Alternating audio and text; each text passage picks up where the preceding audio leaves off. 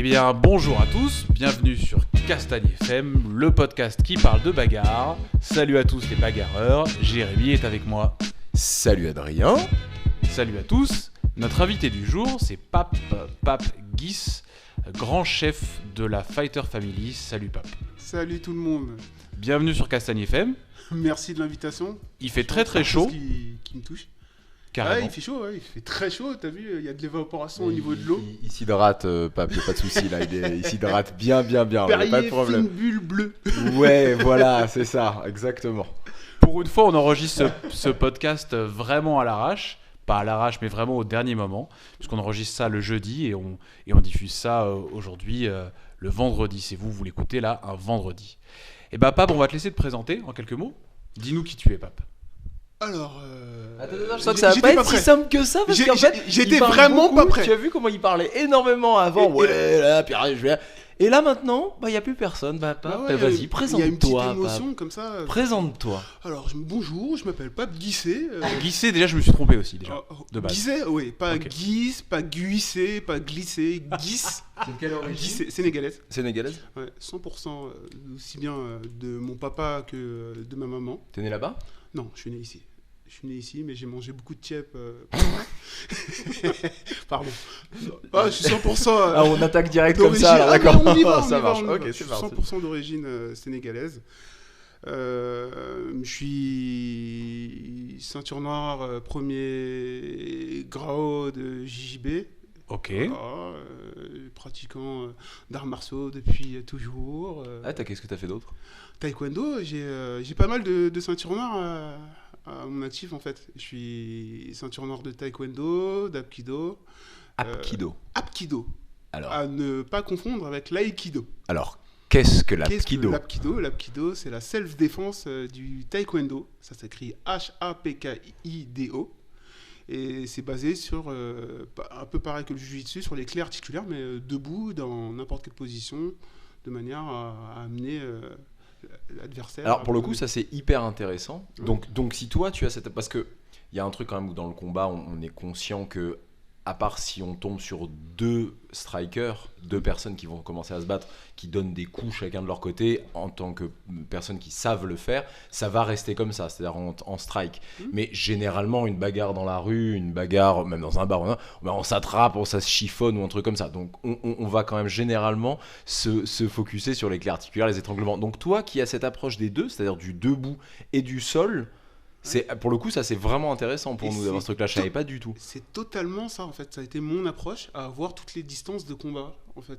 Et c'est l'une des raisons pour lesquelles j'ai commencé le jiu-jitsu brésilien. J'avais la distance pied-point avec le taekwondo. J'avais tout ce qui était clé articulaire par le biais de l'apkido. Il me manquait le sol. Et dans l'apkido, tu mets des clés articulaires debout? Debout. Mais c'est-à-dire- ça marche comment? Bah, tu m'attrapes. Eh là, 2 secondes, le lance pas quand même. On vient de commencer. Pourquoi pas? Pourquoi pas? Est-ce qu'on peut poser le micro Sur moi, Est-ce qu'on peut poser le micro? sur moi. Non, mais c'est l'équivalent de ce qu'on peut retrouver au sol. C'est-à-dire que si jamais tu es amené à me saisir au niveau des vêtements, au niveau des membres, je suis censé pouvoir appliquer une clé. Et avec le recul, tu considères que ça marche ou c'est un petit peu folklorique? Ça marche. Ok. Franchement, et en plus, j'ai eu la chance de pratiquer avec maître Lee Kuan Yeung, qui est un des plus hauts gradés en France de taekwondo et d'apkido aussi. Donc, du coup, vraiment très très fort. Donc 3 ceintures noires d'arts martiaux. Ouais, voire un peu plus si Ah, je compte vas-y. les maîtrises noires en grappling, gi et no gi. Ok. Mais bon, après, c'est On la du compte fun. ou pas pour dire 4? Non. On la Non, compte non, pas. non, Donc on 3 reste- ceintures noires quand même. Allez, Pape. vas-y, on reste sur 3. C'est pas mal. Je crois pas qu'on ait déjà eu ça avant. C'est pas mal le 3 ceintures noires quand même. Donc ça veut dire que t'as commencé jeune. Après, je connais pas le nombre d'années qu'il faut pour avoir une ceinture noire en taekwondo. Ouais. Ah, Ça- peut-être qu'il est très très vieux aussi, Pape. Ah ah Non, Non, j'ai t'as 25 dit ans que- hors taxe. C'est ça, t'as dit que t'avais moins de 30 ans. C'est bien ça, 25 ans hors taxe. D'accord. Après, toute personne qui dira le contraire sera attaquée en justice N'existe plus. pour calomnie. T'en fais encore de l'apkido? Non, mais par contre, j'utilise ces clés-là dans le cadre de mes stages de self-défense féminine. Parce que j'organisais assez régulièrement des stages de self-défense féminine. au sein de. Donc, tu as dit que. Parce qu'on t'as pas fini de te présenter avec tout ça. Je t'ai empêché, excuse-moi, pardon. Tu es donc le head coach, on dit head coach en France aussi, de la Fighter Family. C'est bien ça. C'est ça. C'est bien ça. Et donc, ces stages de self-défense féminine sont organisés au sein de la Fighter Family ? Exactement, c'était histoire de trouver un public différent, d'attirer le public féminin sur la pratique du jiu-jitsu brésilien. Et c'est comme ça qu'on a eu nos premières féminines qui sont inscrites dans notre club, dont Nathalie Adjanoun, qui est ceinture bleue aujourd'hui de la Fighter Family. Très bien. En passant par ce stage par le biais des stages de self-défense. Donc quelque part, tu as un petit peu renoué. Alors même si on n'y connaît pas grand-chose en jiu-jitsu brésilien, il y a un truc comme ça où on sait que ça vient de la self-défense. Donc tu as renoué avec ce principe ancestral de la self-défense au jiu-jitsu brésilien. C'était vraiment une de mes approches. Dis pas ça, Jérémy, tu t'y connais en jiu-jitsu brésilien. Moi, j'aime ce que tu as à dire. Non, mais c'est parce qu'en fait, le vrai truc, c'est qu'on en découvre à chaque fois. Donc, bas les masques, je dis la vérité. C'est vrai que je me rends compte à chaque podcast, à chaque émission, que j'ai l'impression de découvrir à chaque fois tellement de choses. Je me dis, au final, oui, je pense que j'y connais pas grand-chose. Au final. C'était vraiment cette approche-là, faire en sorte que les gens découvrent déjà par le biais de la self-défense le sol. Donc il y avait des jeux où il fallait maintenir l'adversaire au sol pendant un certain temps. Et ensuite leur dire, écoutez, si vous avez aimé, nous on pratique le jiu-jitsu brésilien, n'hésitez pas à venir faire un cours d'essai. Et voilà. Après, je crois que pour les femmes, un des gros problèmes, c'est le contact aussi. C'est pas si simple. Voilà, c'est pas si simple quand même quand on est une femme, éventuellement on est un peu plus faible, physiquement un peu plus légère, de se faire écraser par un mec qui fait 20 kilos de plus, collé serré. Totalement d'accord avec ton analyse, et c'est d'autant plus difficile que selon les gabarits, on peut tomber sur des gens qui n'ont pas forcément la mentalité gentleman, et du coup qui forcent pas mal sur des nanas qui sont un peu plus frêles, quoi. Donc ça peut être très compliqué à gérer. Et ça, toi aujourd'hui, tu es donc instructeur principal, pour pas dire head coach. Cofondateur de la Fighter Family. Et c'est un vrai truc que tu as, l'enseignement. On sent que vraiment tu es très impliqué. Enfin, moi, en tout cas, pour te connaître un petit peu, je te vois vachement plus comme un instructeur, un mec qui aime transmettre que finalement un pratiquant. Alors peut-être que je me trompe, tu vas me dire l'inverse, mais je sens que pour toi, c'est important. En fait, avec le temps, je suis passé d'une envie de pratiquant compétiteur à plus la transmission, effectivement. Il y a un moment où je me suis posé la question, à savoir est-ce que le club devait prendre une orientation compétition ou plus pratique loisir. Mais dans la Fighter Family, c'est vraiment l'aspect familial, détente, tout ça. Donc on était plus sur l'aspect convivial, quoi. Ouais, l'aspect plutôt loisir, alors tu penses. Plutôt l'aspect loisir. Ok. D'accord. Et du coup, moi, je suis vraiment fan. Aujourd'hui, je prends autant mon pied à transmettre et à voir mes élèves évoluer qu'à pratiquer, comme à l'époque où on faisait les compétitions et qu'on allait au carton, sachant que on n'avait pas forcément la chance qu'aujourd'hui, on les pratiquants, c'est d'avoir une plémette de ceinture noire. Il n'y avait pas beaucoup de ceintures noires à l'époque. Toi, ça fait combien de temps que tu fais du jiu-jitsu brésilien ? Ça va faire 14 ans. Enfin, ça fait 14 ans. Ah ouais. Attends, mais t'as quel âge ? Tu peux pas avoir moins de 30 ans. J'ai 40 ans. J'ai fêté mes 40 ans le 12 mai. Voilà. 14 ans de jiu-jitsu brésilien. Ah ouais, 14 ans. Et il y a eu un moment où tu pratiquais les deux, où tu pratiquais et l'apkido et le jiu-jitsu brésilien en même temps ? Pire que ça. Je pratiquais les trois, taekwondo, apkido et jiu-jitsu brésilien. Et mon professeur de l'époque, Hakim Etouaret, à qui je passe le bonjour, m'a dit gentiment de sa grosse voix, « Pape, on peut pas tout faire en même temps. » Ah ouais. Et du coup, il avait totalement raison. Parce que tu bosses, il y avait le travail, il y avait le fait... en plus, c'était dans la même salle, en fait. Donc, j'enchaînais mon cours de taekwondo et 1 heure après, c'était le jiu-jitsu brésilien qui débarquait. Je changeais ma tenue, qui était le dobok, pour un gi. Et c'était parti, quoi. Et finalement, je me dispersais un peu. J'évoluais, mais trop lentement. Ça devait être une période où tu n'avais pas de femme, tu n'avais pas d'enfant, tu n'avais pas de travail. Et je veux dire, c'est pas possible de faire ça. Non. Alors, son regard en dit long. Ah, si, j'avais déjà ça. Enfin, j'avais déjà une femme. Mais Oui. après, les enfants sont arrivés. Ok, d'accord. Mais t'avais des journées libres, quoi. Même En pas fait, non, pas forcément.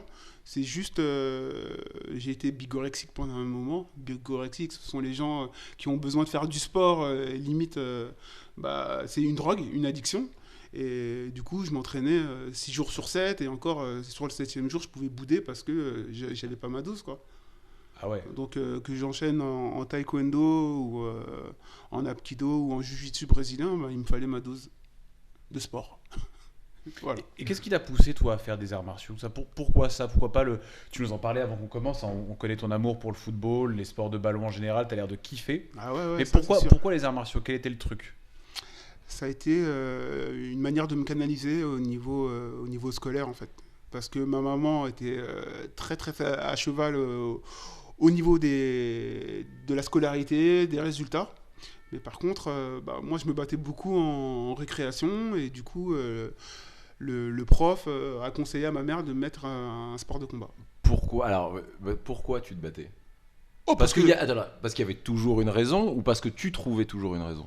Parce que j'étais une petite boule, j'étais Voilà, complexé, c'était toi. ouais, et je cherchais la bagarre en fait. Je cherchais la bagarre parce que j'ai compris un truc, c'est que lorsque je tapais les gens, ils essayaient pas de se moquer de moi, au contraire, ils voulaient être mon ami. Donc voilà, je te tapais, et comme ça tu me respectais, et tu cherchais pas Donc, forcément. Voilà, premier conseil, si vous voulez des amis, battez-vous. Voilà, les bons conseils de pape. Mais le pire c'est. Les conseils de pape. Le pire, c'est comme ça que je l'ai vécu, quoi. J'ai été vraiment très complexé pendant une période. Et les gens étaient méchants, mais c'était le début de la primaire, ils étaient méchants. Ils sont méchants avec tout le monde, Ouais, les mais gens, à ce sont moment-là. les enfants. Jusqu'au moment où c'est parti sur une insulte sur la maman, ça m'a saoulé, je l'ai tapé. Et 10 minutes après, le mec était là, ah, t'es fort! Et il devenait mon copain à vie, quoi. Donc, Tu du continues coup, encore? à taper les gens? Je sais pas, mettre des coups de pression pour quand tu es encore un Plus peu comme du ça? tout. Je suis doux et non, je suis un papa gâteau. Il est de doux comme un violence. agneau. Voilà, c'est ça. Ah, Arrête de je me sais pas, caresser, s'il te plaît. Non mais tu pourrais dire Retire non, je ta main de mon continue, épaule. je suis encore- Non, laisse-la là, c'est bien. Tu pourrais dire non mais oui, je suis encore quelqu'un que bah, quand je connais pas, je mets un peu la pression pour voir comment il réagit, Je j'en me sais suis rien. beaucoup assagi avec le temps. C'est vrai parce que c'est pas comme bon, moi, je te connais un petit peu, on a passé quelques soirées ensemble. Je te connais un petit peu, voilà, exactement, on a vécu quelque chose ensemble, chose avec un S, hein, je veux dire même on l'a vu. Mais et c'est pas ce qui transparaît chez toi. Et là pour cette fois-ci, tu vois, je suis très étonné d'entendre ça. Pour moi, t'as toujours été un petit peu comme je peux te percevoir, comme on peut te percevoir maintenant, c'est-à-dire voilà cette espèce de sagesse un petit peu comme ça. Ouais. Tu sais que souvent les gens me voient comme une grosse brute. Première image, c'est la grosse brute qui fait peur. Et finalement, c'est totalement. Dès qu'on commence à parler, ils font oh, mais t'es à contrario de ce que je pouvais penser de toi, quoi. T'es doux. T'es un nounours. Ah, vas-y, c'est bon, laissez-moi tranquille. Bon, bah écoute, c'est vraiment, je pensais vraiment pas que tu serais venu comme ça. Et la Fighter Family, alors, comment on y est venu? Alors vraiment par le biais d'un pote qui a eu une occasion de faire un atelier sport au sein de la ville de Montreuil et m'a proposé de donner une initiation au niveau du sol. Et c'est ce que j'ai fait. Parce que là, tu t'entraînais où à ce moment-là? À Fontenay-sous-Bois, à Spirit. Ah voilà, d'accord. club Ok. Et donc de- c'est là où tourne ton fils, où s'entraîne ton fils. Non, il tourne à l'heure actuelle chez NSM Team avec Gary Tena D'accord. et qui est Bilal. Ah oui, exactement. Voilà. Mais moi, je suis fontenaisien d'origine. J'ai débuté le jiu-jitsu brésilien là-bas. J'ai continué jusqu'au moment où c'était plus possible en termes d'horaire parce que j'avais exactement les mêmes créneaux pour donner des cours qu'en prendre. Et il y a un moment où j'ai dit que je pouvais plus tout faire. Mais voilà, j'ai décidé de rester un peu plus sur Montreuil. Et parle-nous un petit peu de la Fighter Family. Alors, la Fighter t'en es- Family, écoute. Ça fait combien de temps? Est-ce que on va ça fêter- a pris la tournure que tu voulais? On a fêté nos 5 ans d'existence. Au 1er septembre, ça fera 5 ans. C'est un petit club sans prétention, comme j'ai dit. On était parti sur de l'initiation au niveau du jiu-jitsu brésilien. C'est ce qu'on a fait. J'ai des amis proches qui sont venus, qui m'ont rejoint, mais vraiment par amitié, mais vraiment pas par envie de découvrir le jiu-jitsu brésilien. C'était juste histoire de voir ce qu'était un sport de combat et qui sont restés. Qui sont restés et Qui sont devenus des Jujitsuka. ouais, c'est ça. Ok. Et qui ont totalement accroché. C'est un sport addictif, hein, faut dire ce qu'il y a. Une fois que tu es à fond dans le jiu-jitsu, tu manges, tu respires, tu parles jiu-jitsu et ça ressemble beaucoup à une secte. En fait. Je suis le gourou pape.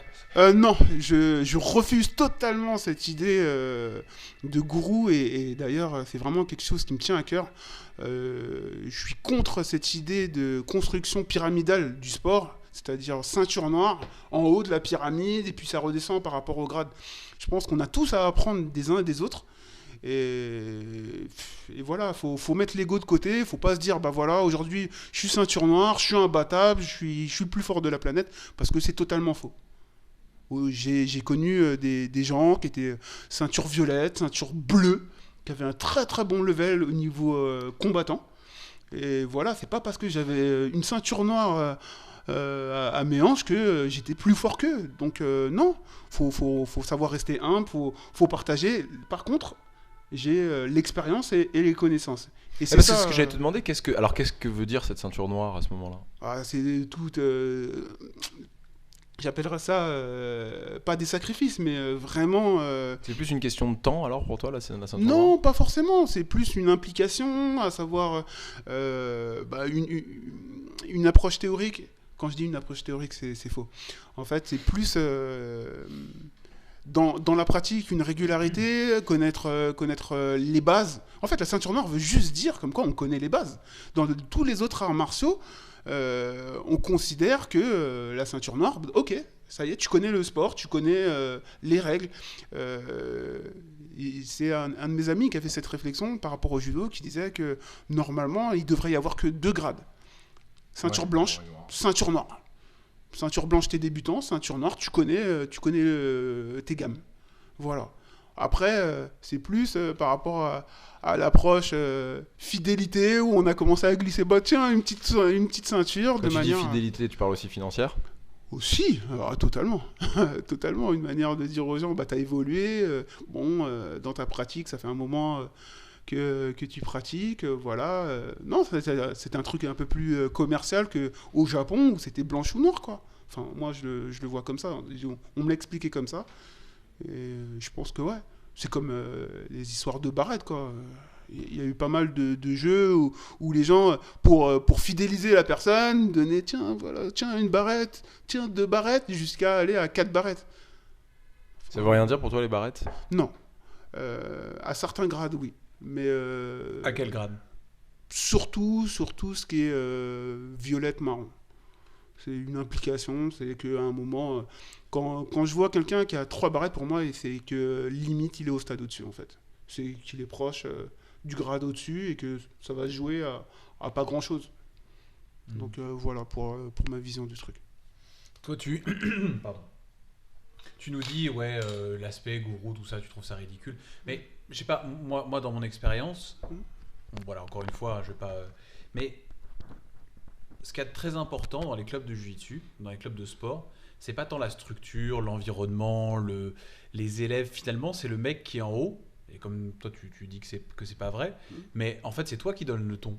Mine de rien, à la Fighter Family, t'es pas le grand gourou, on te fait pas des prières, machin, mais c'est toi qui donne le ton, c'est toi qui va dire à des gars, là vous y allez trop fort, vous embêtez les autres, c'est toi qui va faire un peu de discipline, c'est pas les autres qui vont le faire. Donc finalement, moi je trouve ça toujours pyramidal en fait comme ordre, les clubs de sport. Oui et non. Vas-y. Alors je m'explique, c'est-à-dire que d'accord, je suis garant d'un cadre, et surtout je viens en tant qu'éducateur avec ma pédagogie, mais je pense que le club vit au travers de ses pratiquants et pas forcément que de la tête. Pour vous qui êtes passé à la Fighter Family, vous avez vu les espèces de psychopathes que je peux avoir en élève, des fous, et c'est ça l'âme de la Fighter Family. Ouais, exactement. Et Vas-y, excuse-moi. et j'espère que à un moment, ils prendront le relais. Et la Fighter Family ne doit pas s'arrêter à Pape Guissé. Je peux être la vitrine en tant que professeur, mais pour moi, la Fighter Family, c'est un groupe de personnes. Et c'est là où je reviens sur l'aspect pyramidal. Ok, je suis professeur, je le répète, je suis garant d'un cadre. Après, c'est les aspirations des uns et des autres, les idées des uns et des autres qui font évoluer le truc, en fait. Ouais, c'est-à-dire que tu prends en compte les gens. T'es pas le grand Boana, en gros, qui prend, tu vois, Totalement. qui est là et qui... Les autres ont juste un avis consultatif. Exactement. Chacun apporte sa pierre. C'est bien ça. Ouais, mais néanmoins, encore une fois, en cas de problème, c'est toi qui vas faire la discipline. Donc c'est toi qui vas marquer les limites de ce qui est faisable. Et de toute manière, c'est toi qui as amené ce cadre-là de fonctionnement. Bon, ok, Donc- vous avez raison, c'est bon. Ça y est, c'est bon. D'accord, j'ai compris. 2 contre 1. Tu vas D'accord. nous dire que Donc- t'es le chef. donc, je suis- fumé. Alors, je suis le gourou. Soyez prêts, saison prochaine. Le grand gourou. Soyez prêts, saison prochaine. J'aurai besoin de vos cartes bleues. Non, mais il y a un vrai truc en revanche. Après toutes les bêtises que tu viens de dire, il y a un vrai truc en revanche à la Fighter Family, c'est que au-delà de ce que tu viens de dire et qu'on s'y sent donc qu'on s'y sent bien, c'est-à-dire qu'on s'y sent assez libre en fait, c'est qu'il y a un truc, c'est que là cette année, Adri, alors toi t'as un peu la chance d'être vraiment aussi à côté du club où tu es, après moi avec certaines obligations, tout ça, je me suis vraiment très très peu entraîné cette année. Je crois que je pourrais le compter en gros sur les doigts d'une main. Et les vrais entraînements que j'ai fait à Paris, je crois que je pourrais dire que j'en ai fait 3 au Sankuno, donc rue Michel Lecomte, dans le centre de Paris, et j'en ai fait 4 chez toi à la Fighter Family. Parce qu'à chaque fois je me suis dit, et ça a été mes seuls vrais entraînements parisiens, je crois en gros je pourrais les compter, parce qu'à chaque fois je me dis, Adri qui me dit mais passe à la MK Team, on va à tel endroit, ou alors venez à la Z Team, et je me dis à chaque fois, je crois que j'ai besoin d'être un petit peu bien tranquille avec juste l'histoire de me relancer, tu vois ce que je veux dire. Je comprends. T'as envie de totalement. câlin, quoi. Ouais, il y a un truc un peu comme ça où quelque part j'ai envie de hugs, tu vois. Et je me dis, je sais qu'à la Fighter Family, je vais trouver un truc qui va au moins sur les 2-3 premières fois me relancer un peu. Bon, au final, après, je retourne pas rentrer parce que j'ai vraiment pas le temps. Mais t'as réussi à créer ça quand même au sein de la Fighter Family. Il y a vraiment un aspect très très convivial que je souhaitais. Après, on n'est pas une très grosse structure quoi. En termes d'adhérents, on doit être à 35-40 adhérents maxi. Et ce qui fait qu'aujourd'hui, quand tu viens, tu connais les gens avec qui tu t'entraînes. Avec le temps, nos familles se connaissent. Et voilà. Parce que vous êtes quand même un des seuls clubs que je connaisse qui, le vendredi soir, enfin, je sais que vous, quand vous pouvez, machin, ils se retrouvent genre 6-7 familles, chez les uns les autres et tout, à faire la fête. Le vendredi soir, ils font ça. J'en suis très content. C'est cet aspect amitié et puis dépassement dans le sport que je souhaitais aussi développer. D'où le nom Fighter Family. Le mot famille est très important pour moi. Comment t'as fait pour que ce soit comme ça, pour que ça devienne comme ça? Comment t'as donné cet aspect famille? Est-ce que t'as eu conscience d'avoir fait quelque chose au même moment? Ouais, j'ai essayé de pas mettre de la distance avec les gens avec les gens qui pratiquaient avec moi, de pas leur dire que voilà tout de suite être assez humble, enfin leur dire que je connaissais pas tout et que s'il y avait besoin, de toute façon je ferais toujours en sorte que d'autres potes passent. Et puis il y a eu beaucoup de passages dans mon club, beaucoup de ceintures noires qui sont venus donner de la force, de la famille. Et voilà, ils ont vu notre état d'esprit, des gens simples qui arrivent sans ego, qui étaient très forts, mais qui ne se la racontaient pas. Donc il est hors de question, il était hors de question et il est hors de question que j'ai un élève qui est en dehors de cet aspect. Pour moi, voilà, je le dis haut et fort, si vous m'avez déjà entendu en open mat, c'est 0 ego. Ouais, moi, quelqu'un qui a de l'ego, du genre je suis le plus fort ou quoi que ce soit, déjà de une, je vais te démontrer que tu n'es pas le plus fort. Et de deux, il faut que tu changes de club. Très clairement. Il y a plein de clubs où les gens sont gonflés par l'ego, comme ça on leur dit t'es le meilleur, tu vas y arriver, t'es chambé, ils sont tenus par ça en fait. Ouais, mais pas chez moi. Enfin, je pense. Enfin, il y a plein de clubs, je sais pas, mais il y en a quelques-uns. En organisant pas mal d'open mat, en fait, on se confronte à beaucoup de niveaux. Et à chaque fois, c'est les surprises. C'est oh là là, lui, tu l'as vu. Oh, il est fort. Oh là là. Et t'as vu la petite ceinture bleue là, comment elle tourne bien. Oh là là, lui, t'as vu comment il est T'aimes pas technique. entendre ça, toi, hein. De quoi? Ce genre de fonctionnement, alors tu l'as fait taper, t'as réussi à le faire taper. C'est pas trop ton truc, toi, ça. Hein. Non, il faut différencier, enfin, faut nuancer ce que je veux dire, ce que je viens de dire. En fait, moi, ce que je dis, c'est tu peux être admiratif d'un ceinture bleue qui tourne bien. Mais à contrario, tu vas pas aller à dire ah bah ouais, lui je l'ai fait taper, lui je le fais taper quand je veux. Oh bah finalement. T'en connais beaucoup comme ça? Oui et non. Ah tu bah me non, mets mais mal à l'aise. ouais, bah écoute, Ouais, si, j'en connais quand même. t'en connais beaucoup. J'en connais pas mal. Dans le jiu-jitsu brésilien. Ouais. Mais je les fréquente pas. C'est des gens, à partir du moment où je vois qu'au niveau de l'esprit c'est pas ça, ben je les fréquente pas. Ça me plaît pas. Là, aujourd'hui, j'ai la chance de dire que les gens qui passent à la Fighter Family sont vraiment à l'image de la Fighter Family, quoi. Ce sont des potes de la famille, des gens qui ont un... J'ai vraiment de la chance, hein. J'estime que j'ai vraiment du bol. J'ai jamais eu de bad boy qui arrive pour dire ouais, vas-y, je vais tous vous défoncer et je repars, quoi. Non. Bon, c'est Toujours rare des quand gens, même, hein, les gars qui débarquent comme ça dans un club et qui vont me dire ça c'est des gens qui seront comme ça dans leur club à eux. C'est des gens qui seront comme ça dans leur club à eux, peut-être, qui vont avoir un club comme ça, tout ça. Mais quelqu'un qui débarque dans un club et qui dit ah, je vais tous les fumer, je vais tous vous détruire et tout, c'est quand même très très rare. Hein. Je l'espère. Je l'espère fortement. De toute façon, ils sont pas les bienvenus chez moi. À nous, des fois, on a essayé de faire ça avec Jérémy. On s'est dit, on va y arriver, on va tous les fumer. Puis ça marchait pas. Vraiment, ça nous est arrivé. Ouais, mais avant. Ah ouais, On disait, non, on va y là, arriver, puis non, en fait, on a trop bougé maintenant pour se rendre compte que ce n'est pas possible. Oh, le truc que j'exige quand les gens viennent comme ça occasionnellement s'entraîner, c'est bon esprit exigé. Dans le bon esprit, c'est vraiment le partage, quoi. Le partage et de faire attention à la personne avec qui tu tournes. Si t'es plus fort, bah, tu fais en sorte de te mettre dans une position où t'es pas forcément avantagé, de manière à ce que la personne en face de toi soit elle aussi progresse. Et que bah, pour être fort, il faut que les personnes en face de toi elles soient fortes. Donc du partage. C'est vraiment un maître mot que je répète. Partage, ça... zéro ego, partage. C'est vraiment un truc que j'ai vu chez toi. D'ailleurs, on en parlait juste avant de commencer. Tu nous disais que toi, ta cotisation, elle était à combien déjà ? Elle est à 200 €. Alors 200 €, je vous demande, auditeurs de Castagne FM, si votre club vous fait payer moins de 200 €, dites-le nous, parce qu'à ma connaissance, c'est probablement le club le moins cher de France. Il y en a peut-être des moins chers, dites-le nous, on sera ravis de savoir où. 200 €, c'est quand même licence comprise, tout. Ouais.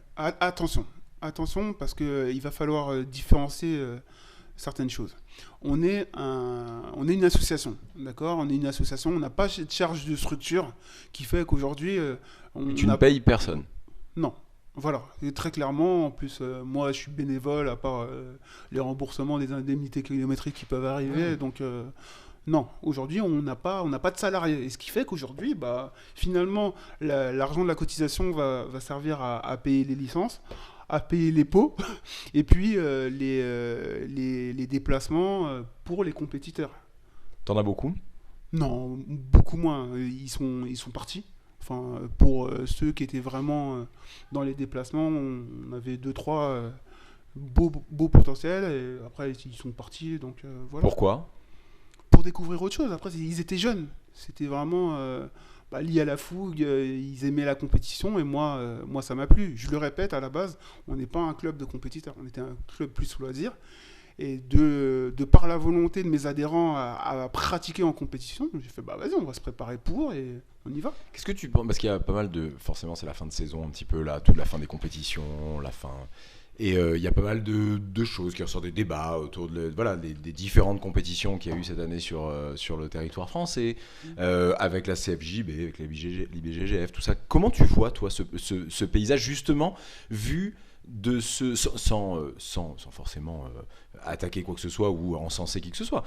C'est vraiment de ce point de vue de club justement hyper famille, hyper accueillant comme ça. Comment tu vois toi ce paysage de la compétition ? Je pense que c'est à chacun de voir midi à sa porte. La CFG, enfin le comité français de grappling a a vraiment le mérite d'avoir essayé de faire beaucoup de compétitions à bas prix. Si on compare avec tout ce qui peut être IBJJF, il n'y a pas photo quoi. Entre une compétition à 10 € et une autre compétition à 100 €. Non, alors restons français alors, parce que effectivement l'IBJJF c'est une truc international. On est dans quelque chose, dans une compétition quand même d'un ordre un petit peu différent. Restons CFJB, CFG, la fédération de lutte, tout ça, tu vois. Ah ouais, mais après on parle de quoi? Il y a le CFG, d'accord, pour la lutte. Parce que chacun a essayé de tirer la couverture du jiu-jitsu brésilien. Exactement. Donc tu as la confédération, la CFJJB, qui vraiment appelle le jiu-jitsu. Tu as le Newaza qui tire aussi la couverture. Et qui est fait par la Fédé de Judo. Exactement. Et puis tu as la lutte qui est passée par le fait de dire grappling. Grappling gi. Ça, c'est magnifique. Donc, j'adore voilà. cette expression. On fait du grappling gi, du jiu-jitsu. Non. C'est du grappling, du sans kimono, mais avec un kimono. Mais pour moi, c'est beau quand même. Mais pour moi, ça reste la Ça même regroupe discipline. le sambo, les choses comme ça en fait, c'est ça? Je sais pas ce que fait la CFG exactement. Je sais que c'est une. C'est quoi? C'est une partie de la fédé de lutte. Mais c'est vrai ce que dit Pape. Hein. Ils ont été hyper actifs. Le nombre de tournois, de compétitions qui ont été faits par la CFG cette année, c'est vraiment impressionnant. Ils sont vraiment beaucoup Ils ont bougés, monté une équipe de France. Enfin, ils sont vraiment bougés. Donc, Et puis ils organisent régulièrement des super fights et tout ça. C'est ça. C'est à eux qu'on doit la Supreme League, qu'on doit tout ça. Le roll-up, c'est eux, ouais, tout à fait. Vraiment, chapeau à eux. Donc voilà. Après, en plus. Je pense qu'ils ont su écouter les demandes des adhérents en termes de qualité de prestation sur l'organisation des compétitions. Donc bravo, il faut qu'ils continuent. Et du coup, ils ont tiré la CFJB vers le haut aussi parce que voilà, ça les a obligés à faire plus de compétitions avec les coupes de zone. Et un championnat de France et les primes, aussi, tout ça. Tu gagnes de l'argent maintenant. Mais tout ça fait que ça va en s'améliorant. Le niveau c'est quelque français, chose quand même que je voudrais. Alors là, parce que c'est quelque chose que j'ai découvert ce matin. Et j'en ai discuté un petit peu avec Claire France rapidement en message aujourd'hui. J'ai découvert donc qu'il y avait des primes, effectivement, donc pour les adultes. Alors à la limite qu'il y ait des primes pour une certaine catégorie, qui est la catégorie adulte en plus, qui est quand même une catégorie assez cardio, assez compliquée. Voilà. Et puis pas pour les masters, à la limite ça je l'avais entendu. Mais j'ai découvert donc qu'il y avait une prime pour les hommes et pas pour les femmes. Alors, est-ce que justement ça n'a pas été changé ça? Je suis à peu près sûr d'avoir lu une annonce de la CFJJB signée par donc David Giorsetti, le boss, qui disait que justement ils allaient introduire des prix pour les femmes. Mais tout à fait, donc ça effectivement c'est ça l'an prochain, mais cette année il a donc été accepté, il a donc été signé que les hommes avaient gagné une prime d'année, c'est-à-dire c'est les 3 premiers au ranking, hein, c'est ça, sur les 3. Exactement, sur violette, marron, noir. Non. C'est ça, violette, marron, noir. Et les femmes, non. C'est vrai, mais après, ils évoluent aussi. Hein. La preuve, sur la saison prochaine, ils vont le faire. Voilà. Donc, je pense qu'on leur a fait remarquer qu'ils ont pris une sage décision, hein, soyons clairs. Hein. Après, il faut voir hein, le championnat de France de jiu-jitsu brésilien, niveau femmes, il y avait personne, quoi. Je pense qu'il y a de ça. Je pense qu'effectivement, il y a aussi un truc de participantes, c'est sûr. C'est vrai qu'il y a très peu de femmes. Après, c'est le cercle vicieux. C'est-à-dire que tu mets pas de prime pour les femmes, elles viennent pas, donc il n'y a pas de prime, donc il n'y a personne. Exactement. Donc il n'y a pas de prime. Si tu commences à mettre une prime, ça va attirer des femmes, c'est sûr. Enfin, après, des ceintures noires féminines françaises, il y en a 10. Donc, oui, mais même s'il y a pour celles-là, celles qui sont en ceinture bleue, ceinture blanche, moi je vois demain que la CFJJB fonctionne exactement de la même manière avec une femme qu'avec un homme. Je me dis quelque part, moi je suis ceinture bleue, ceinture blanche, ouais, moi en tant que femme, alors j'ai envie de continuer et de m'arracher dans les compétitions. Oui, je peux être une très belle femme, mais pourquoi vous riez? Tu fais une belle femme, Est-ce que tu peux retirer ta main de ma cuisse? Je serais pas assez, c'est la deuxième fois que pas assez courageux pour être une femme. Je serais pas assez courageux. Non, mais c'est vraiment un axe de développement. Il y a un truc, au contraire, c'est peut-être ça le moyen d'attirer plus de femmes, d'attirer plus. Enfin, je sais pas. On n'attire pas les femmes avec l'argent, c'est pas ce que je suis en train de dire. Non, mais les valoriser au même titre que les hommes. Les hommes, évidemment. On est où? Évidemment. Enfin, je sais pas, moi j'ai trouvé ça. Voilà. On parle des femmes, mais je voulais aussi vraiment parler des enfants. Je sais pas si vous avez vu, mais le level des enfants Alors ça, tout le Pop, monde, pop, tout le pop, monde nous le pop, dit. pop. Alors tout le monde nous en parle, mais nous n'avons pas vu le level des enfants. Ah, je l'ai vu là pour les championnats de France, aussi bien au niveau de la CFG que de la CFJJB. Ah, je suis épaté. Honnêtement, j'ai Alors vraiment tu dis ça parce que l'impression- donc toi tu as un fils qui a 11 ans. 11 ans Ouais. et qui donc a fait vice-champion de France. Il a fait champion de France CFG et vice-champion de France Voilà, c'est ça. au niveau de la CFJJB, mais le titre de vice-champion de France ne veut rien dire, il était 2 dans sa caté. Bah oui, Donc bon, ouais, comme bon, ça, on va enfin, pas trop d'accord. Mais bon. communiquer dessus. Ah écoute, il y en a plein qui le font. Il y a Ouais, pas- il y en a Ouais, beaucoup bah, qui le font, genre, qui font des photos. Ceinture d'argent, enfin médaille d'argent, t'inquiète. On était 2, bon on le dit pas. C'est pas le style de la famille, donc Ouais, mais il y en a beaucoup. voilà, Ouais. on nuance les propos tout de suite.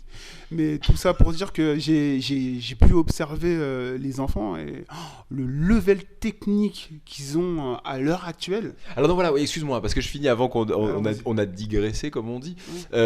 Tu dis ça des yeux amoureux d'un papa envers son enfant de 11 ans qui dit waouh les enfants, vous avez un niveau incroyable mais c'est magnifique parce que tu aimes ce sport, tu aimes ton fils qui y participe, tu aimes le fait qu'il y participe, tu aimes le fait qu'il soit champion de France.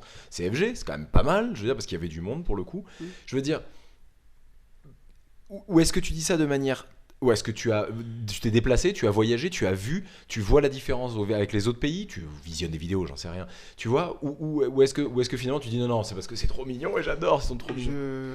Trop mignon les Je- petits je- pétards. Mais tiens, c'est mignon les petits os qui craquent. Je comprends ce que tu veux dire, Tu vois, mais non, c'est un avis totalement objectif. Je ne mets pas mon fils dans le lot. Si tu veux. Ouais, en plus. Je ne mets pas mon fils dans le lot parce que, comme pour certains ceintures noires qui ont eu des enfants et qui sont nés dedans, enfin, c'est pas juste, quoi. C'est-à-dire qu'il y a certains gamins, avant, je vais parler du mien en tant que papa, il a appris à marcher sur les tatamis. Donc, lorsque tu as une ceinture blanche, entre guillemets, qui vient de découvrir la discipline, et un gamin, son père est ceinture noire, et il a grandi au travers de cet univers. Donc je mets ça de côté. Mais vraiment, en regardant le level de ceinture jaune à ceinture verte, et les petits, ils font des bérimbolos, c'est des machines, quoi. C'est des machines. T'en avais parlé lors d'un podcast précédent avec Claire France. Ils ont un mental, mais c'est des mini guerriers. Et je le répète, je ne parle pas de mon fils, je ne vais pas commencer à l'encenser en radio, mais je l'aime. Enfin, j'aime tous mes mômes.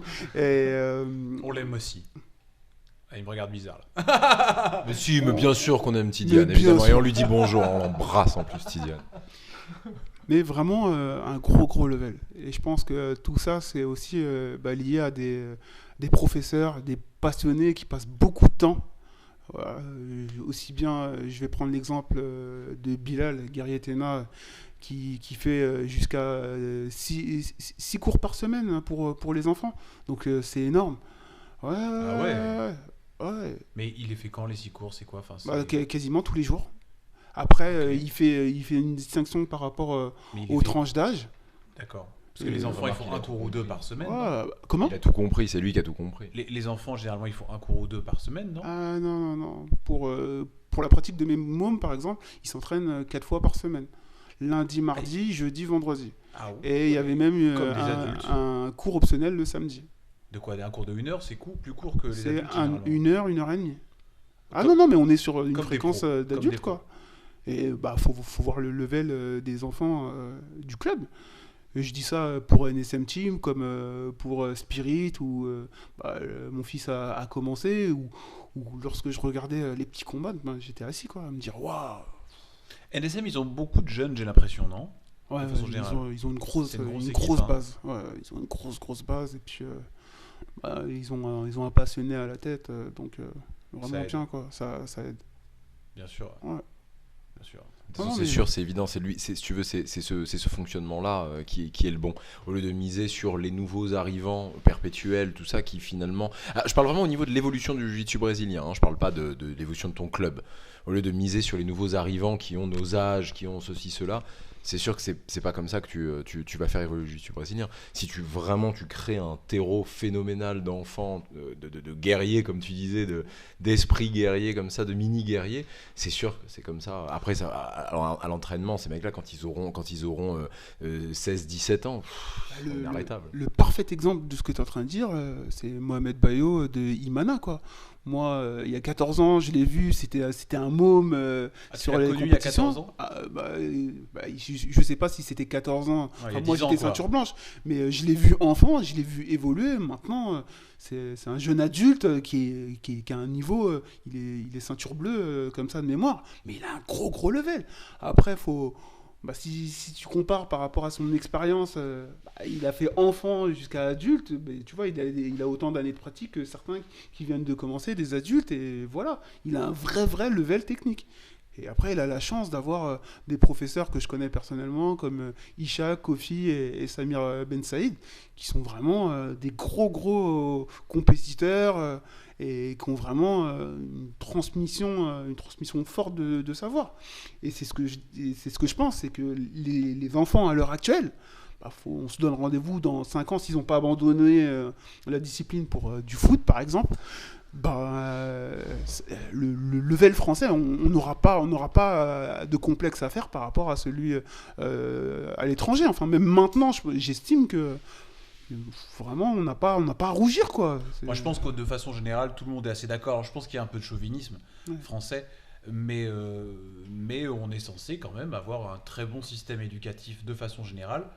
Et on est le pays, je crois, d'Europe avec le plus de ceintures noires.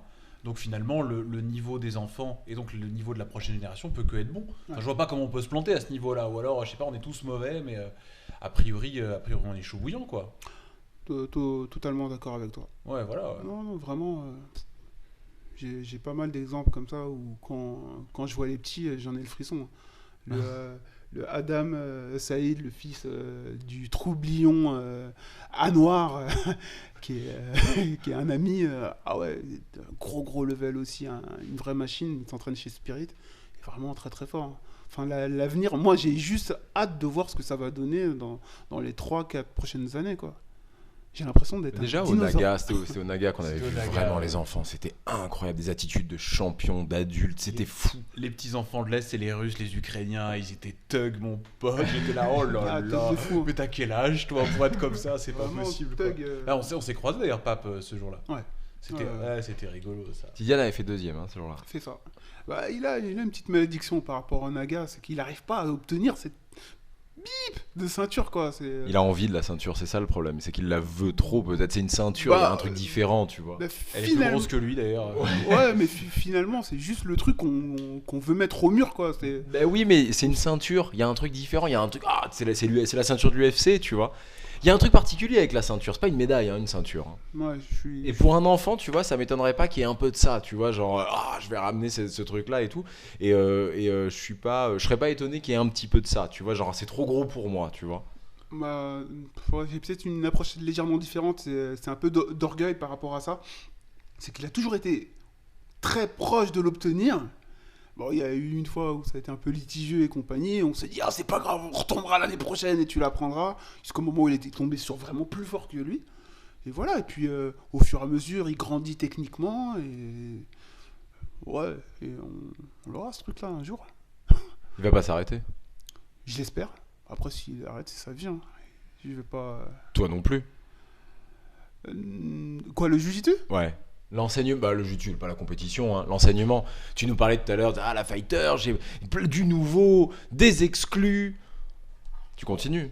Je vais continuer. Après, il n'est pas dit que je le ferai toute ma vie. Attends.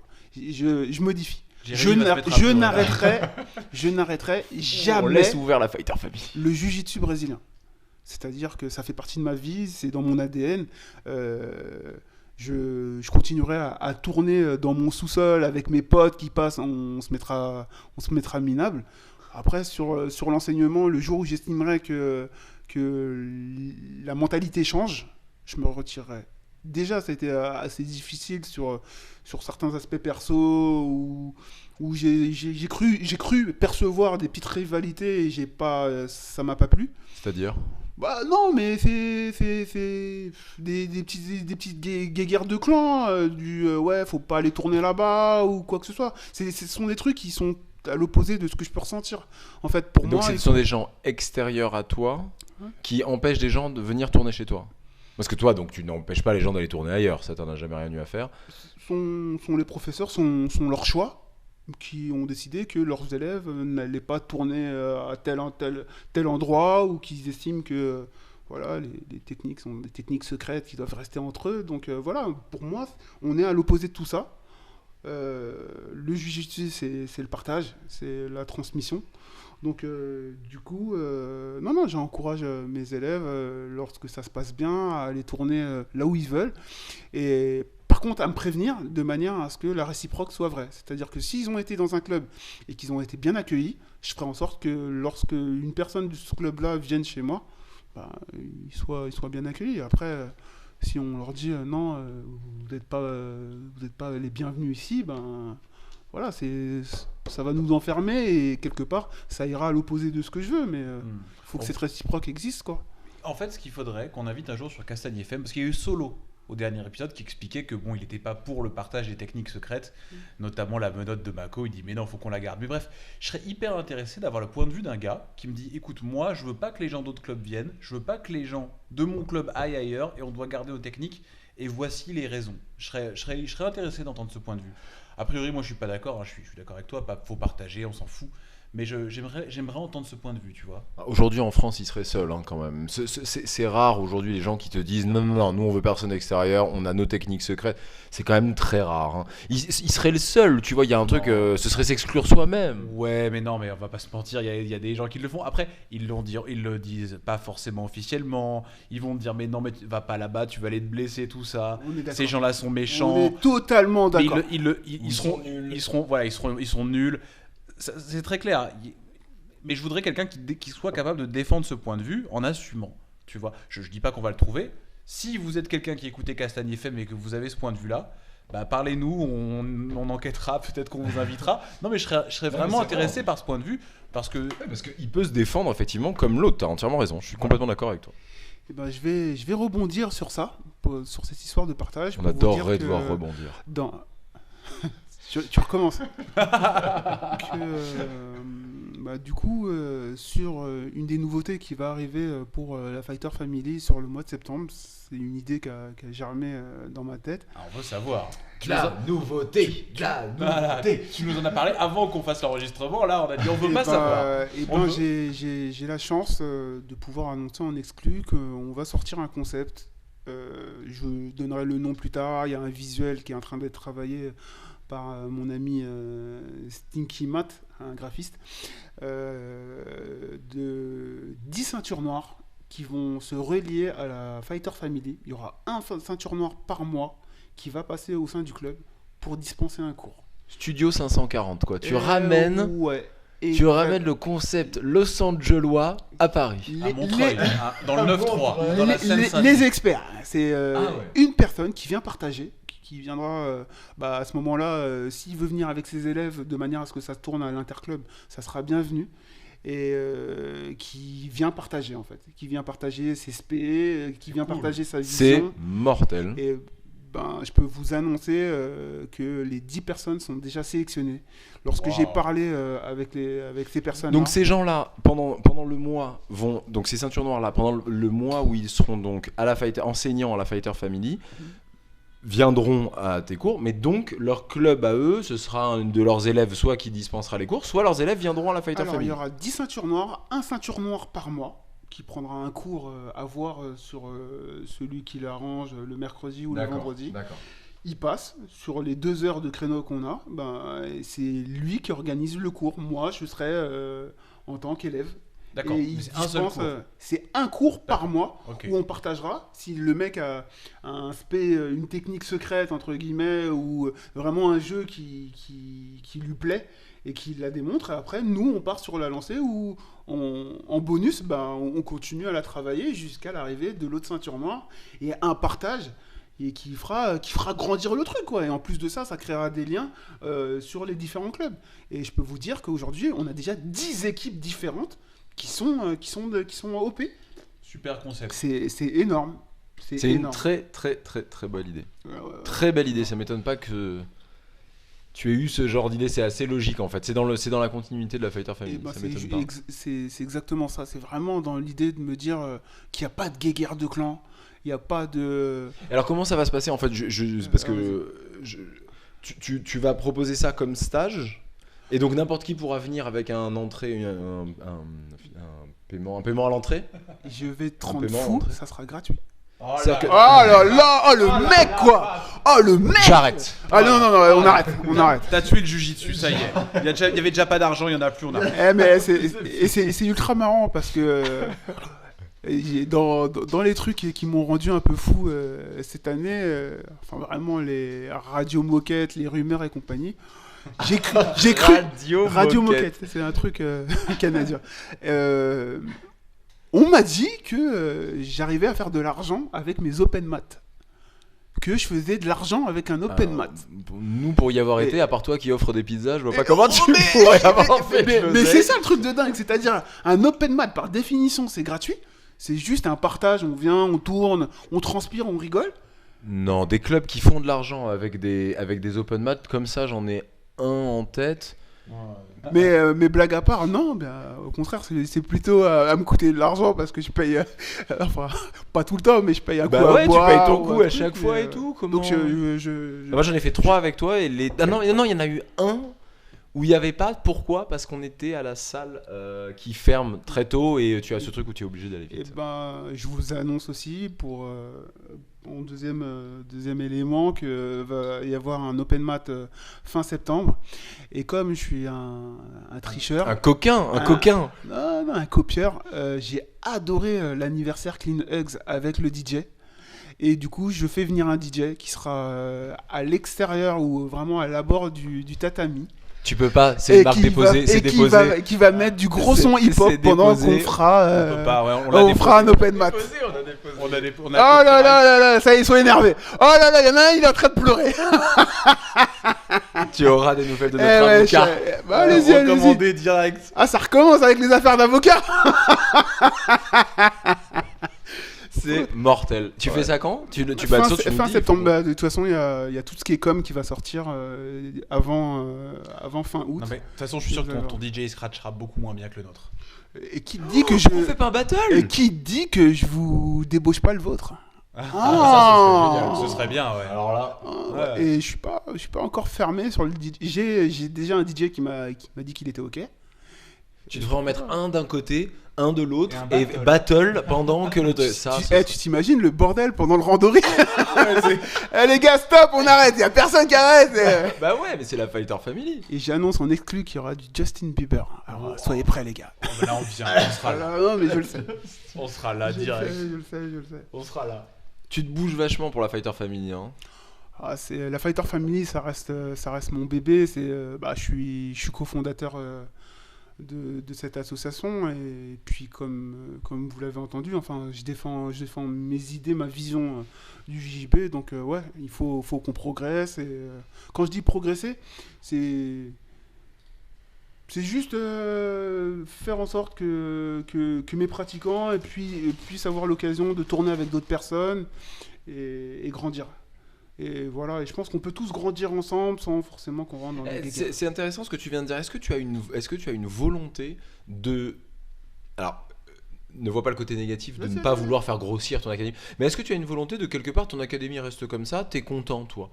Et est-ce que tu préfères que d'autres gens viennent comme ça de temps en temps, mais t'as envie de garder cet aspect familial ? Parce qu'on va pas se mentir, hein, on se connaît tous. À chaque fois combien, moi qui ne m'entraîne pas plus que ça, enfin autant que les autres là-bas, je connais tout le monde. Jusqu'à l'année dernière, je t'aurais dit oui, que j'aurais pas souhaité que ça grossisse de trop. Cette année, je vais aller chercher des nouveaux adhérents. Comment tu comptes faire ça ? Ah, les open il y mat, a tout ce qui est c'est sûr, open c'est mat, flyers et compagnie, de manière à continuer à grandir. Après, je souhaite pas qu'on devienne une usine, mais je pense que avoir une bonne base, ça assure un minimum de pratiquants lors des séances et faire en sorte que le level reste et l'intensité reste haute. Parce qu'on a eu des pics des pics de fréquence où on s'est retrouvé des mois où on n'était pas beaucoup quoi, sur le tatami. Donc pour ça, on va aller chercher des nouveaux qui vont avoir envie de ou partager ou de Juste faire de la découvrir, compétition découvrir, ou de bien sûr, découvrir. Et de manière à ce qu'on soit plus nombreux. Ouais.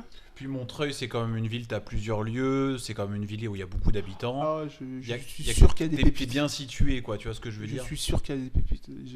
Bien sûr. J'ai 2-3 prospects là où je dis rien, je vais pas nous porter la poisse, mais je pense que ça va. Dans les prochaines années, on va en entendre parler. C'est ça. Après, voilà, je peux me tromper. Tu vas voir un cours enfant? Ah putain, faut pas me lancer là-dessus. Pourquoi pas? Non, parce que l'année dernière, on avait le concept de la Kids Academy, où en fait on proposait à nos adhérents de. J'adorais ça. Et je l'adorais aussi. Oh là là, tu connaissais ça, Adri? C'est un truc. Alors c'est un truc. Pas du tout. Donc la Kids Academy. Moi qui ai des enfants, c'est une fois par semaine, donc c'est le samedi que vous faisiez ça, c'est ça? C'était le dimanche. Dimanche C'était le matin. dimanche, ouais. Tu venais avec ton enfant, qui est inscrit ou pas? Tu lui cassais la gueule. Légalement. Et personne ne pouvait rien dire. C'était la purge. Ah. La Ah là là, purge. Mais ils sont fous. Ah, n'importe quoi. C'était Jérémy a 2 enfants, 2 petites filles qui sont toutes mignonnes. Tu vois, quelle horreur. c'est un dingue. The Purge. Et on t'aidait à les faire disparaître. Il n'y avait aucun problème. Et tu pouvais tourner donc avec ton enfant et enfin. Je sais même pas si tout le monde après vous pouviez tourner aussi entre potes, les enfants entre eux, il y avait un truc comme ça et c'était des rôles plus light. Ouais, c'est bien ça. sûr. C'est des adultes qui pouvaient tourner avec des enfants ou des ateliers qui étaient organisés juste pour les enfants. Les adultes, ça leur permettait de travailler technique d'un côté. J'ai surkiffé. Après, j'ai aussi une vie de famille, donc je pouvais pas assurer. Oui, mais tu un peux peu l'intégrer ta vie de famille là-dedans. Il venait. Justement. Mais après, réalise ma semaine entre mes entraînements C'est à pas moi, mon problème. Pas. les Non, mais entraînements là, tu justifies. de mémo J'aime pas. et compagnie, donc c'était juste pas possible. Et puis voilà, on a fait un choix, mais je pense que le concept de Kids Academy, je vais le ressortir, mais sur pareil qu'avec les ceintures noires, ça sera régulièrement, par exemple un dimanche par mois, où tous mes adhérents auront le droit de ramener leur môme. Et on se fera un petit goûter à la fin, histoire de Mais ça, partager avec nos mômes. n'hésite pas à le communiquer parce que donc avec tout ton truc d'ouverture et tout ça, parce que il y a beaucoup de gens que ça intéresserait, beaucoup de pratiquants dans d'autres clubs, si tu veux, que ça intéresserait ça. Ça, faut vraiment que tu communiques dessus parce que tu vois, même Adrien qui est quand même là cette année a été vachement dans le jiu-jitsu brésilien, qui a été quand même hyper présent, n'en avait pas entendu parler de ce principe de Kids Academy. Et Ouais. c'est vraiment quelque chose sur lequel il faut que tu communiques parce que c'est génial. Ouais, non, mais il y a de la com qui va arriver. Je pense qu'en septembre, vous verrez sur tout ce qui est réseaux sociaux, la Fighter Family va ressortir pas mal. Faites gaffe aux gorilles. C'est ton truc, ça, le gorille. Ouais. C'est ouais. ton, voilà, c'est c'est, un bon post sur les gorilles tous les jours sur les réseaux sociaux minimum. Un jour, quelqu'un m'avait dit, oui, puis bon, c'était longtemps avant que je te connaisse. Quelqu'un m'avait dit, oui, puis Pape, de toute façon, en plus, je sais même pas s'il comprend exactement ce qu'il raconte avec cette histoire de gorille. Il se rend pas compte que comment on dit Dis-le en anglais. Je sens que Jérémy a du mal à parler français. Dis-le en Il anglais. se bloque lui-même, il s'affiche lui-même en se représentant comme ça, avec ce gorille, ouais, c'est ça, tu as compris, j'arrive pas effectivement à Non, c'est ça. Je pense que les gens J'ai compris. Et c'est totalement ça. Et je l'ai fait exprès, en fait. C'est-à-dire que le moment où, à la base, le patch avec le gorille, c'était vraiment On peut peut-être préciser quand même que Pape est noir. Non mais parce qu'on est là, non parce que tu rigoles. Pape est d'origine sénégalaise. Parce que nous, ça nous paraît évident. Je suis là parce que je parle de cette anecdote-là, mais c'est de là que ça vient. Et ça m'avait un peu fait bizarre d'ailleurs que ces personnes me disent ça. Mais c'est de là que ça vient. C'est-à-dire que le symbole de ton académie est donc un gorille. Voilà. On m'a critiqué là-dessus, à Parce me dire, Pape, tu te rends bien compte que... C'est un peu raciste, c'est ça. T'es Exactement. les noirs, les Dans le singes. milieu du foot, c'était quand les joueurs noirs avaient la balle, ça faisait bruit de singe. Ouais, et mais c'est compagnie. un vrai point, je trouve. Et moi, j'ai choisi vraiment d'aller à l'opposé de tout ça, à dire bah voilà, de toute façon, C'est un d'accord. animal puissant qui fait du ultra grappling. puissant. Qui fait du Et grappling. j'invite toute personne entre guillemets qui pense Ouais, le un problème contraire avec un gorille. à rentrer dans la cage ou monter sur le tatami avec un gorille, à voir ce que ça peut donner. Il se ferait démembrer. Donc, Il y a cette vraie volonté il y a ce vrai pied de nez en fait. Avec t'as vraiment mis le mot là-dessus, c'est un pied de nez en fait. J'ai fait un pied de nez à dire bah voilà, je choisis cet emblème-là et vous verrez que c'est un animal qui est pour moi très noble, très, très puissant, avec une grosse image. Un animal qui veut vivre en paix et compagnie, maintenant on va le faire chier. Venez faire chier le gorille. Et c'est ça vous en allez fait. voir. Il y a pourquoi parce que je suis noir, j'aurais pas le droit moi d'utiliser cette image de cet animal puissant, majestueux et tout ce que tu veux. C'est totalement ça. D'accord, ok. Voilà. Et je l'assume. Et ouais, je sais qu'il y a eu pas mal de critiques par rapport à ça. Ouais. T'es noir, gorille, pourquoi tu donnes. Mais non, je m'en fous. Ouais, c'est clair. Voilà. Bon, si ça te. Enfin, bref. Ok, très bien. Et d'ailleurs, j'appelle mes pratiquants les Goretsuka. Enfin, ça, c'est un ami qui me l'a sorti la première fois et je l'ai gardé. Et c'est mortel. Il n'y a pas une association, un club comme ça, une académie aux États-Unis qui fait du gorilla jiu-jitsu, justement. Ils veulent pas se revendiquer comme faisant du jiu-jitsu brésilien. Et non, il n'y a que moi qui connais cette histoire. Apparemment, oui. Ça ne veut dire rien du tout. C'est-à-dire que c'est une sorte de jiu-jitsu brésilien. C'est du jiu-jitsu brésilien, mais ils se revendiquent comme faisant du gorilla jiu-jitsu. Et je crois que j'ai vu ça, c'était un pratiquant de MMA qui avait une ceinture noire là-dedans. De gorilla jiu-jitsu. Ouais. Alors ça ne me dit rien du tout. Les castagneurs, les petits castagneurs, pareil, envoyez-nous des infos, des choses comme ça si vous connaissez le gorilla jiu-jitsu. Ou si c'est juste Adrien qui l'a inventé pour avoir l'air malin et de connaître des trucs. Ça me dit rien non plus, mais je sais comme quoi, pour traîner un peu sur les réseaux sociaux, qu'il y a pas mal de clubs qui ont cet emblème du gorille. Et moi, à chaque fois, j'ai mon pote, un ami que j'aime bien, Hugo Février, qui a sorti Hugo un Février, patch grande avec, rencontre aussi, Hugo Février. Ouais, il est très cool. Ouais, la Tropa des élites, donc c'est ouais. ça à Cannes, en Avec un Beaulieu. gros gorille, et je lui ai dit pendant les championnats de France Copyright, que tu lui as dit que ça j'adorais son patch et que j'allais le piquer. non, big up à lui. Non, mais j'ai vraiment la chance d'avoir un gros cercle d'amis, de pratiquants. Ouais, parce que tu es très pote aussi avec Samuel Monin. Très pote, c'est beaucoup dire, mais oui, c'est quelqu'un que j'apprécie beaucoup. Parce que c'est quelqu'un qui vient s'entraîner chez toi quand même quand il vient sur Paris. C'est quelqu'un qui normalement va donner des stages dans des clubs, donc voilà, avec tout ce que ça comprend, un stage. Toi, il vient s'entraîner chez toi. Il est venu une fois Ouais. me faire ce plaisir-là, et c'est quelqu'un que j'apprécie, et voilà, c'est quelqu'un qui a pas hésité à faire une petite vidéo à mon fils pour lui donner de la force avant les championnats d'Europe, quand mon fils a pratiqué, et voilà, il sera le bienvenu, comme je le dis souvent. Une fois que vous faites partie de la famille, quand vous revenez, voilà, vous êtes chez vous, quoi. Vous avez maintenant une maison à montrer. Donc j'ai vraiment cette chance, et je rebondis sur mon histoire de 10 ceintures noires qui vont passer, qui vont donner de la force, et voilà, c'est... Ça veut dire il va y avoir Samuel Monin. Ça,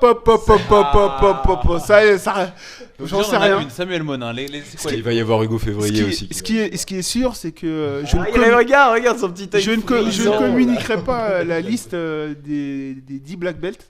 C'est au fur et à mesure, le visage, il y a une affiche qui va sortir avec des personnages masqués, en fait, un peu grisonnés façon jeu d'arcade, et tous les mois, il y aura un visage qui sort, et ça Mais créera... à nous, Pape, tu veux nous les donner en exclu. Personne nous écoute, pas Ouais, personne n'écoute, franchement. Rien, Allez, en off. rien. Le 1er septembre. Non. C'est un Parisien La plupart sont des Parisiens. Ouais, pour la première année. Pour la première édition, ça ça sera région parisienne. Et sur la deuxième, on va inviter plus de Et est-ce personnes. que tu vas faire un gros stage de fin d'année où tu les réinvites tous? Il y a un espèce de truc comme ça en fin d'année Ouais. Mais ça sera sur le thème du dernier Open Mat, en fait. Donc je pense que cette année, on partira sur un minimum de 2 voire 3 Open Mat. Et là, il va y avoir celui de septembre. Si on peut en organiser un sur le mois de février, ça serait bien. Et on finira comme à chaque fois avec un open mat sur mai ou juin. Il va te falloir des grandes salles là. Et c'est prévu. Oh là là, tout est prévu. Il a le Zénith. Je peux vous avoir le Zénith. Bah, en fait, j'ai toujours été surpris du nombre de personnes. Enfin, ça a été en accroissant, en augmentant toujours, quoi. Et là, je sais pas ce que ça va donner. Est-ce que je vais l'assumer derrière si y a une centaine de mecs en kimono qui débarquent? Mais je kiffe, en fait. Moi, c'est juste cette ambiance, voir les gens... hop, on se connaît pas, clac, mais faut voir les photos. Bah, toi, tu l'as vécu. C'est vraiment particulier. J'adore. Ouais, c'est cool. J'adore. Moi, franchement, le premier open mat, bah, je te l'ai redit, hein, ça faisait extrêmement longtemps que j'avais pas fait un open mat. La première fois que je suis venu en faire un chez toi, et je garde un très bon souvenir. Alors, pour la petite anecdote, c'était assez drôle. C'est-à-dire que tu as fait un live Facebook pendant la soirée. Tu fais un live. Et genre tu arrives, donc tu passes devant moi juste à la demi-seconde où je tape. Et tu sais, c'était déjà bien commencé depuis longtemps, l'open mat. Et genre, j'avais pas tapé, bon, on s'en fout, mais j'avais pas tapé de la soirée. Je tape une fois, tu passes devant et tu me fais, ça va? Tu sais, genre, moi je te fais, ouais. Tu sais, voilà. Ouais, mais no ego. No ego, mais c'était l'humiliation, quoi. Bon, enfin, No ego, mais humiliation, c'est pas grave. C'est pas incompatible. Et voilà, aujourd'hui, il a rétabli le truc. Excuse-moi, Adrien. Non, mais c'était hyper rigolo. Excuse-moi. Non, mais t'excuses pas. Ça se reproduira. C'est juste. T'inquiète pas, il va tout Sachant s'arranger. que, je pense que sur Je reviendrai plus. les prochains open mat, je ferai en sorte d'avoir un professionnel de la vidéo qui fera un mini clip de l'ambiance du truc et tout. Cool. Non, mais franchement, cette année, faut suivre le gorille. Il va y avoir 2-3 petits trucs là très très sympas. Et puis il y a de l'engouement, quoi. Le jiu-jitsu brésilien, ça se développe. Chaque année, il y a de plus en plus de pratiquants, en fait. Il n'y a pas besoin d'aller piquer les pratiquants d'autres. En fait, il y en a de plus en plus. Toutes les académies grandissent. Tout le monde a sa place. Toutes. Mais Tout le monde a sa place. toutes les académies grandissent. C'est ça qu'il faut voir. Ouais, Donc, exactement. et ça, c'est le vrai truc. C'est-à-dire qu'effectivement, aujourd'hui, il faut savoir communiquer, faut savoir grandir, quoi. Exactement. Non, mais le truc aussi, c'est l'envie de grandir sur les bonnes choses. Le truc, c'est de vouloir grandir sur les bonnes choses. Je pense que ça, c'est hyper important. Si tu veux, et quand c'est pas que sur de la com, sur de l'image, tu vois, mais que on en parlait avec Olivier Michalesco. C'est ça. Et Solo, on en parlait. Si tu veux grandir juste pour grandir parce que tu veux être un grand Manitou, et on a vu aussi pareil un des débats là en ce moment sur les réseaux sociaux, un petit peu le grand Manitou qui maîtrise absolument tous ses élèves et qui veut juste être la superstar dans son club.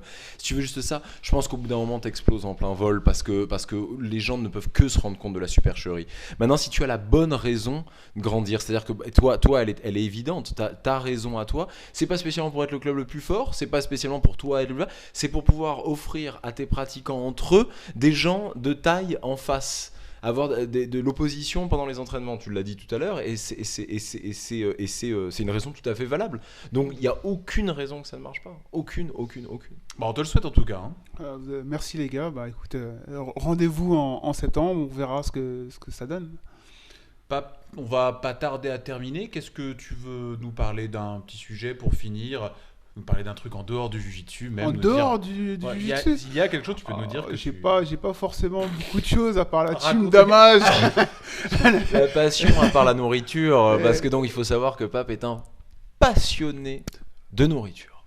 Ouais, de grosses bouffes. T'aimes manger. Ouais, c'est un plaisir. En fait, c'est pas vrai quand même. Attends. Alors, Il faut remettre les c'est choses. Non, mais c'est il faut remettre parti. les Je choses dans sens qu'il va me dénoncer.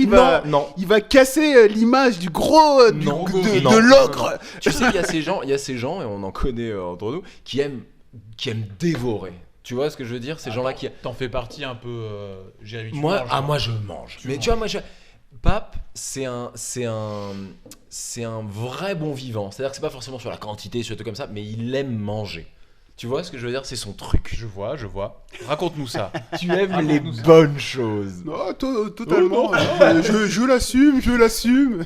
Non, blague à part, c'est parti aussi pareil d'un délire où on postait les plats où on concoctait, ou les gros trucs qui nous faisaient plaisir, et c'est parti en sucette. C'est mon ami Le Kerjouan qui a donné le titre d'Amageur. Donc là tu parles en fait d'un groupe que tu as monté sur Facebook Facebook qui a pris beaucoup d'ampleur comparé au film. Évidemment, c'est devenu n'importe Parce que, quoi. je sais plus, vous êtes combien 5, 4 000, un truc comme ça sur ce Non, un peu moins, on doit être 1000, 1005. Ah, pour moi, vous aviez dépassé les 1000, non, justement. Non, parce que c'est un groupe fermé, en fait. Mais du coup, ça... Parce que c'est beaucoup plus gros que ce que tu voulais, toi, au départ. T'as des gens que tu connais pas. À la base, c'était vraiment un délire entre c'est à potes. l'image de ton club de Jiu-Jitsu. Parce que moi, quand je vois ce que tu montres et tout ça, c'est souvent du barbecue, c'est souvent du restaurant. Non, mais ce que je veux dire, c'est que ce que j'entends par là, c'est qu'une fois de plus, c'est des activités, c'est des moments d'échange, c'est des moments familiaux, c'est des moments entre amis en fait que tu mets. C'est rarement des trucs où tu manges, j'en sais rien moi, un grec ou un McDo, tu vois ce que je veux dire, ou un burger qui est un truc assez personnel en fait. Chaque fois c'est souvent des trucs en grande quantité, à plusieurs, et ça fait partie de toi en fait. Ça. Exactement, un peu le côté africain, entre guillemets, les gros plats qui débarquent, où on est plusieurs autour, tout ça, enfin ouais. Ça, quand est-ce qu'on va faire un barbecue chez toi? Normalement c'était aujourd'hui. Non, un soir, on va venir faire un barbecue chez toi et tourner après. Et pourquoi pas? Il nous en parlait vite fait avant qu'on enregistre, et quand t'étais sorti 2 minutes, Jérémy, Pape nous racontait qu'il faut pas faire ça, qu'il faut pas mélanger le jujitsu à la maison et la famille. Enfin, il faut pas mélanger le jujitsu et la famille, même si Fighter Mais quelle Family... balance celui-là, c'est un truc. Pourquoi tu dis ça? C'est tout le créneau, tu viens de détruire 1h30 de podcast, mais pourquoi? Voilà, et donc on termine. Pape est un mytho, merci à tous. Merci à tous, bientôt.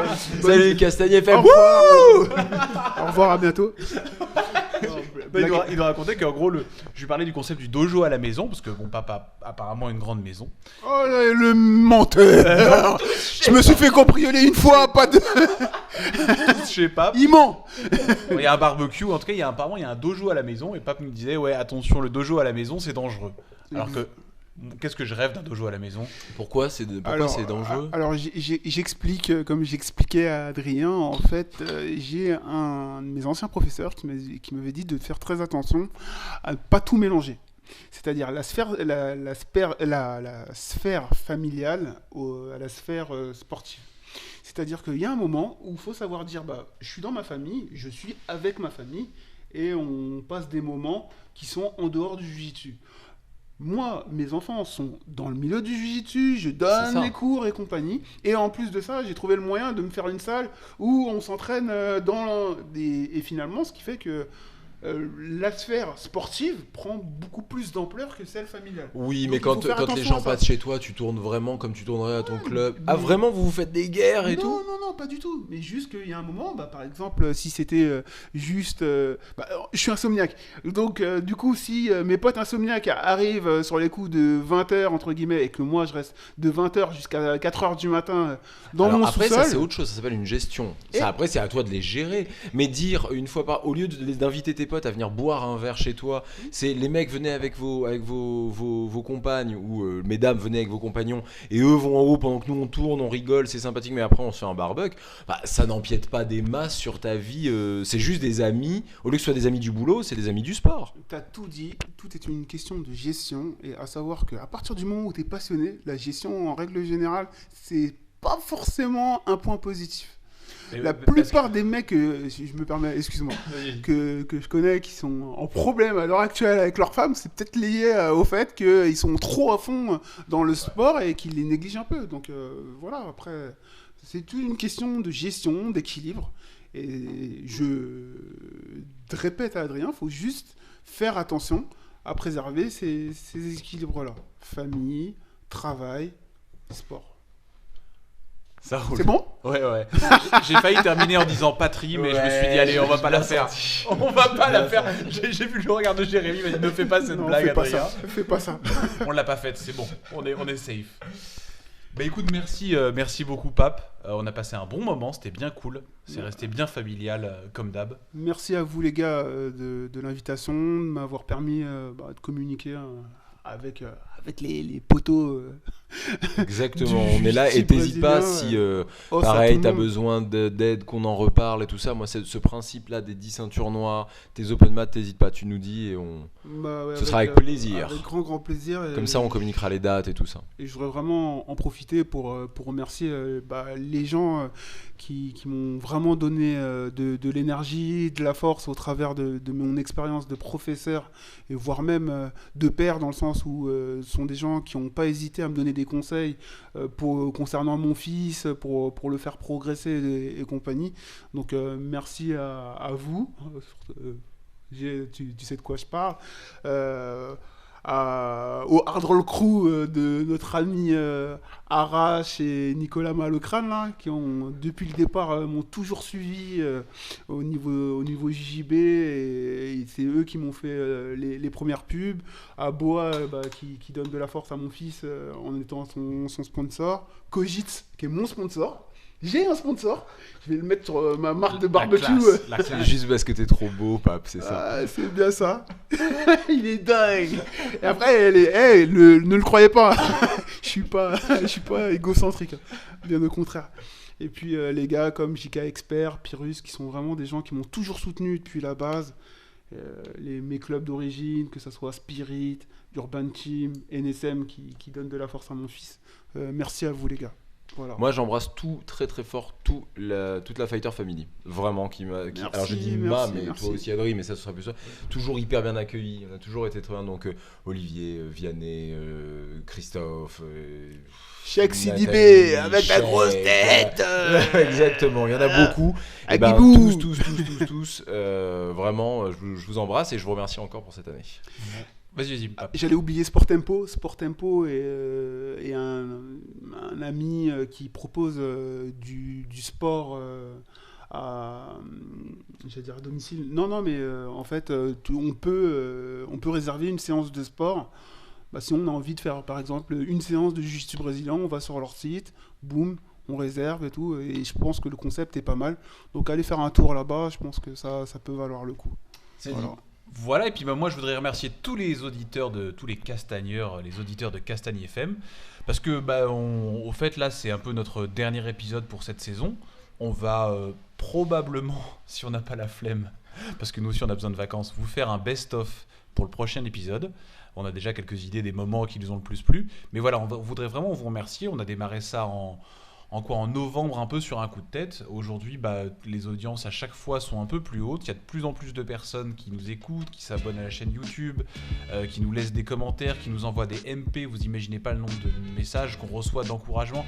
Et ça a l'air de rien, mais c'est beaucoup en fait pour nous, les mots d'encouragement. Donc voilà, on tient vraiment à vous remercier pour cette saison qui se termine là avec Pape. On reviendra bien entendu en août avec peut-être un petit épisode spécial vacances et en septembre avec les émissions régulières.